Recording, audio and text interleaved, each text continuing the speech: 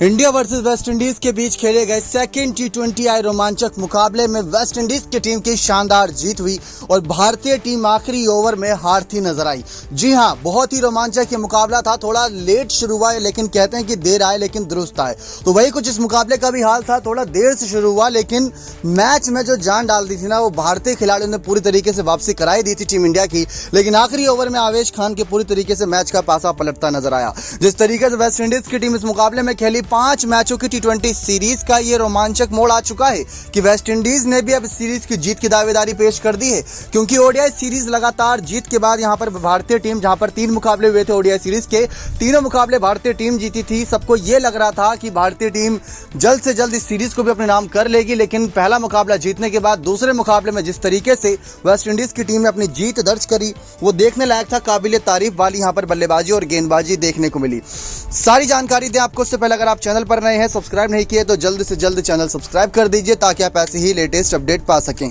तो India versus West Indies के बीच second T20I रोमांचक मुकाबला खेला गया ये Warner Park West Saint Kitts के मैदान पर, जहां वेस्ट इंडीज के कप्तान ने टॉस जीतकर पहले गेंदबाजी करने का फैसला किया।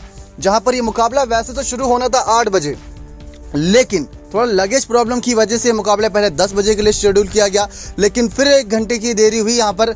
और आपको बता दें 10:30 बजे टॉस हुआ रात के, और ये मुकाबला 11 बजे शुरू होता नजर आया। तो भारतीय फैंस भी इस बात का लेकर वेट कर रहे थे कब शुरू होगा, क्योंकि इस बार रोहित शर्मा, सूर्य कुमार यादव ओपनिंग कर रहे हैं। गेंदबाजी में यहाँ पर जडेजा, अश्विन जैसे गेंदबाज वापसी करते नजर आए हैं। तो वहीं गेंदबाजी में और भी धार देखने को मिल रही है भारतीय टीम की, जिसमें अर्शदीप सिंह और भुवनेश्वर कुमार का तालमेल जबरदस्त देखने को मिल रहा है। लेकिन इसके बावजूद भी भारतीय फैंस ये मुकाबला पूरा देख पाए या नहीं, लेकिन आपको बता दें कि मुकाबला बहुत ही रोमांचक था। जैसा कि वेस्ट इंडीज की कप्तान ने टॉस जीतकर पहले गेंदबाजी चुनी। वेस्ट इंडीज की प्लेइंग 11 इस मुकाबले में Kyle Mayers, Brandon King, Nicholas Pooran, जोमन Paul, Shimron Hetmyer, Devon Thomas, Jason Holder, Akeal Hosein, Odean Smith, Alzarri Joseph और ओबेड मैकॉय यहां पर देखने को मिले। इंडिया की प्लेइंग 11 में जहां पर रोहित शर्मा, सूर्य कुमार यादव, श्रेयस अय्यर, सबको लग रहा था कि दीपक हुडा की वापसी होगी, लेकिन दीपक हुडा की वापसी नहीं हुई। हार्दिक पांड्या, जडेजा, दिनेश कार्तिक, रविचंद्रन अश्विन, भुवनेश्वर कुमार, आवेश खान, अर्शदीप सिंह हमें प्लेइंग 11 में नजर आए, जहां पर कप्तानी रोहित शर्मा के हाथ में थी, तो दूसरी तरफ कप्तानी निकोलस पूरन के हाथ में। एक बदलाव भारतीय टीम ने कर रखा था, रवि बिश्नोई की जगह पर यहां पर आवेश खान की एंट्री करा रखी थी, यानी कि 3 तेज गेंदबाज, और अश्विन और जडेजा धीमी गति गेंदबाज कर ही लेते हैं, और हार्दिक पांड्या भी तेज गेंदबाजी करते हैं, यानी कि 6 गेंदबाजी के विकल्प मौजूद थे मैदान पर। लेकिन इंडिया टीम ने पहले बल्लेबाजी करी, और पहले बल्लेबाजी करते हुए भारतीय टीम सेंट किट्स के मैदान पर सिर्फ 138 रन में ही सिमट गई। ये आंखों से जो देखा उस पर यकीन कर पाना बहुत मुश्किल है कि भारतीय टीम 138 रन पर ऑल आउट हो गई। बड़े लंबे समय बाद यहाँ पर भारतीय टीम का इतना खराब प्रदर्शन देखने को मिला, और यह सब हुआ मुमकिन वेस्ट इंडीज के गेंदबाज ओबेड मैकॉय के द्वारा। जी हां, इस सीजन आईपीएल में राजस्थान रॉयल्स के लिए क्या बेहतरीन खेला था ये खिलाड़ी, आप सभी को याद ही होगा। और इस मुकाबले में भी इस खिलाड़ी ने अपना पर्सनल बेस्ट और वेस्ट इंडीज के लिए कई सारे रिकॉर्ड तोड़ गेंदबाजी करी, क्योंकि 4 ओवर के स्पेल में सिर्फ 17 रन देते हुए एक मेडन ओवर के साथ 6 विकेट चटकाए, वो भी T20 जैसे मुकाबले की हम बात कर रहे हैं। 6 विकेट भारतीय टीम के चटकाए 10 में से, जहां पर पहली गेंद इस खिलाड़ी ने डाली रोहित शर्मा को, पहली गेंद पर कप्तान को चलता कर दिया, जिन्होंने पिछले मुकाबले में 64 रन बनाए थे, अच्छी लय में नजर आ रहे थे, उनको पहली गेंद में चलता कर दिया। सूर्य कुमार यादव ओपनिंग पार्टनरशिप पर यहां पर उतरे थे, लेकिन फिर श्रेयस अय्यर का साथ मिला इन्हें अगली ही गेंद से। दोनों बल्लेबाजों के बीच मुश्किल से यहां पर 17 रन की पार्टनरशिप हुई, और तीसरे ओवर की पहली गेंद पर यहां पर एक और बड़ा झटका सूर्य कुमार यादव के रूप में ओबेड मैकॉय दे देते हैं। 6 गेंदों में 11 रन बनाकर एक छक्के की बदौलत सूर्य कुमार यादव आउट हो जाते हैं। कैच पकड़ते हैं डेवन थॉमस।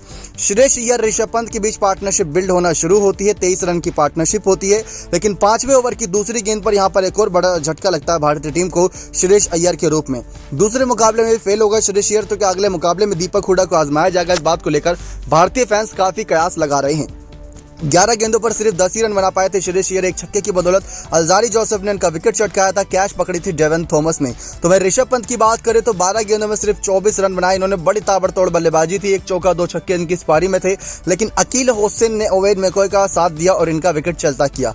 12 गेंदों में 24 रन, जो एक्स फैक्टर की बात करते हैं, लेकिन ऐसे समय पर जब भारतीय टीम के 40 रन पर 3 विकेट गिर चुके हैं, आप फिर भी यहाँ पर रिस्क भरे शॉट खेलो, यानी कि 10-12 ओवर तक गेम को आगे लेकर जाएं, लेकिन इसके बावजूद भी पंत कहाँ किसी की सुनने वाले हैं। पंत अपनी पावर दिखा रहे थे, लेकिन 12 गेंदों में 24 रन बनाकर ये आउट हो गए। 2 छक्के 1 चौके की बदौलत 200 के स्ट्राइक रेट से बल्लेबाजी कर रहे थे। ऑडेन स्मिथ ने इनका कैच पकड़ा। उसके बाद हार्दिक पांड्या और जडेजा ने सूझबूझ भरे बल्लेबाजी करी।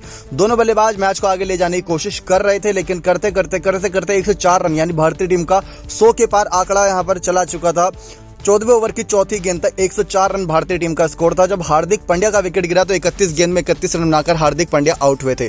मतलब कुल मिलाकर देखा जाए तो भारतीय टीम ने बल्ले से कमाल दिखाकर वापसी कर ली थी। इसी मुकाम पर मतलब अगर देखा जाए तो 160-170 रन भी बन जाते तो शायद भारतीय टीम के लिए इनफ रहते, लेकिन यहां से किसी ने आगे कोई दमखम दिखाया नहीं, क्योंकि ओबेड मैकॉय की फिर सी धारदार गेंदबाजी देखने को मिलती है। और जो उनका 19वां ओवर होता है उसमें बैक टू बैक यहां पर विकेट चटकाकर भारतीय टीम के हौसले पस्त कर देते हैं। जहां पर 19वें ओवर की पहली गेंद पर दिनेश कार्तिक जो 127 रन पर टीम इंडिया के स्कोर पर आउट होते हैं।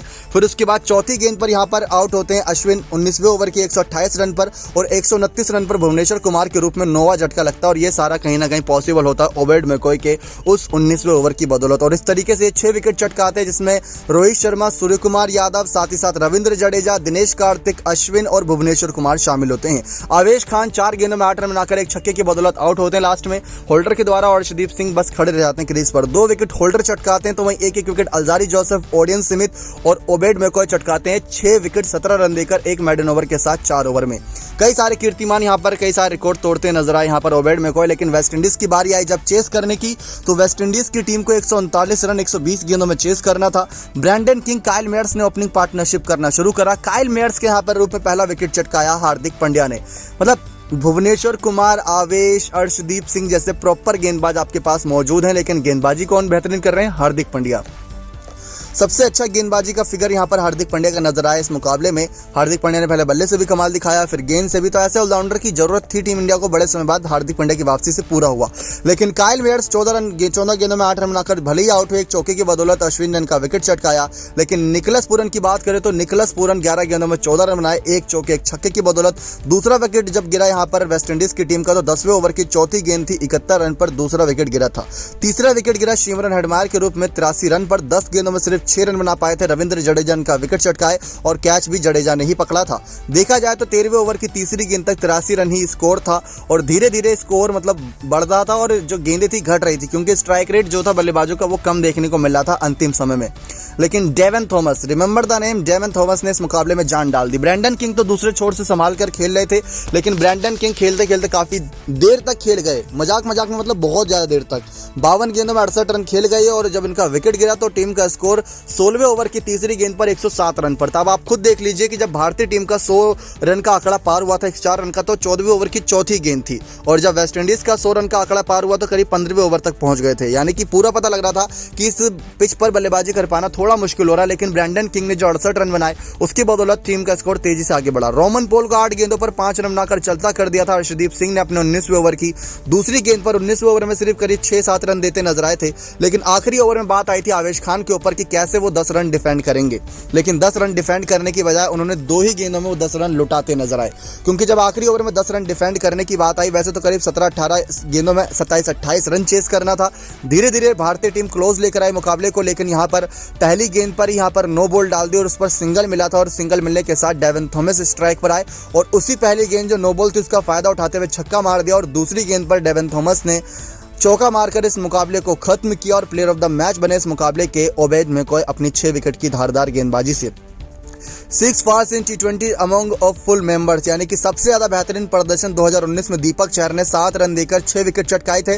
ओबेड मैकॉय इस लिस्ट में चौथे नंबर पर आते, क्योंकि अजंता मेंडिस ने 8 रन देकर 6 विकेट और 16 रन देकर 6 विकेट चटकाए। वहीं 17 रन देकर 6 विकेट T20 के इस मुकाबले में ओबेड मैकॉय ने 6 विकेट चटकाए, वो भी 17 रन देकर। बेस्ट फिगर वर्सेस इंडिया, मतलब ओबेड मैकॉय का ये सबसे बेस्ट फिगर है, क्योंकि इससे ज्यादा अभी तक का जो बेस्ट फिगर था वानिंदु हसरंगा था, जिन्होंने 9 रन देकर 4 विकेट चटकाए थे। लेकिन ये इंडिया के खिलाफ सबसे बेहतरीन गेंदबाजी रही ओबेड मैकॉय की।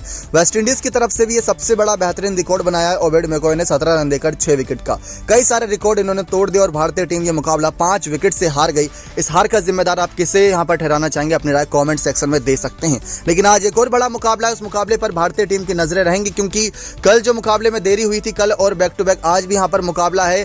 फैन कोड ऐप और डीडी स्पोर्ट्स नेटवर्क पर आप ये मुकाबला लाइव देख सकेंगे। आज भी सेंट किट्स के मैदान से ही आप सभी को ठीक लाइव देखने को मिलेगा ये मुकाबला अपने तय समय अनुसार। अनुसार। अब देखते हैं इसमें कोई तब्दीली होती है समय में या नहीं, जैसी जानकारी आएगी आप सभी तक पहुंचा दी जाएगी। लेकिन यह था पूरा मुकाबले का हाईलाइट, जहां पर भारतीय टीम की बल्लेबाजी पस्त नजर आई, तो वहीं दूसरी तरफ वेस्टइंडीज की बल्लेबाजी पस्त थी, लेकिन गेंदबाज और अच्छा करते अगर भारतीय टीम के, तो शायद आवेश खान खासकर अगर आखिरी ओवर में 10 रन डिफेंड कर लेते, जो कि हो सकता था, क्योंकि डेवन थॉमस भी क्रीज पर नए ही थे, 20-21 रन बनाकर खेल रहे थे, लेकिन अंतिम समय में मुकाबला पलट गया। नेक्स्ट 9 स्पोर्ट्स की रिपोर्ट।